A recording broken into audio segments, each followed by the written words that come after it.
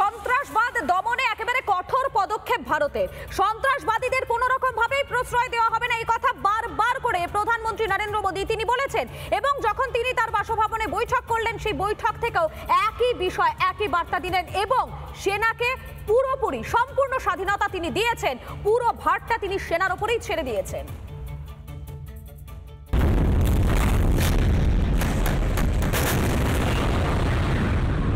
हमारे पास समय सीमित है।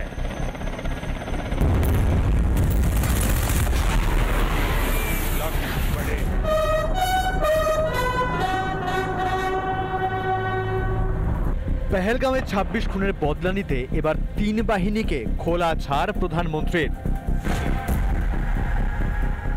সন্ত্রাস দমনে কবে, কখন, কোথায় আঘাত হানতে হবে সেই সিদ্ধান্ত নেবে 3 বাহিনী।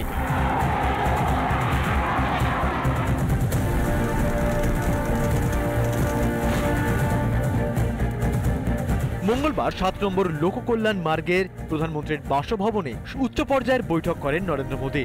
সেই বৈঠকে যেমন উপস্থিত ছিলেন প্রতিরক্ষা মন্ত্রী রাজনাথ সিং, জাতীয় নিরাপত্তা উপদেষ্টা অজিত দোভাল, তেমনই বৈঠকে উপস্থিত ছিলেন chief of defence staff general Anil Chauhan, নৌবাহিনীর প্রধান দীনেশ কে ত্রিপাঠী এবং বায়ুসেনার প্রধান অমরপ্রীত সিং। সূত্রের খবর, বৈঠকে প্রধানমন্ত্রী বলেন, সন্ত্রাসবাদের জবাব দেওয়া রাষ্ট্রীয় সংকল্প, সন্ত্রাসবাদকে যোগ্য জবাব দেওয়া হবে। সেনাবাহিনীর ক্ষমতায় পূর্ণ আস্থা আছে। সময়, তারিখ, টার্গেট স্থির করুক ভারতীয় সেনার অতি শক্তিশালী 3 বাহিনী। আর্মির উপরে আমাদের দেশের যে বিশ্বাস সেটা খুবই গর্বের এবং পলিটিক্যাল লিডাররা যে আর্মির উপরে বিশ্বাস করছেন এবং নরেন্দ্র মোদী যে ভারতবর্ষের আর্মিকে খোলা ছাড় দিয়েছেন, এটা খুবই পজিটিভ চিন্তাধারা আমার মনে হয়।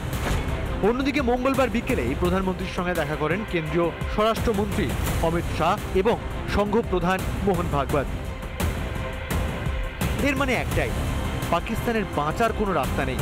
যতই আন্তর্জাতিক মহলের হাতে পায়ে ধরুক শাহবাজ শরীফরা, সন্ত্রাসকে পোষার শাস্তি তাদের পেতেই হবে। রিপাবলিক বাংলা।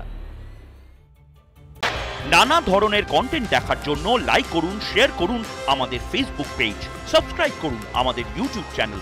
পাশাপাশি অন্যান্য ব্রেকিং নিউজের জন্য অবশ্যই চোখ রাখুন রিপাবলিক বাংলায়।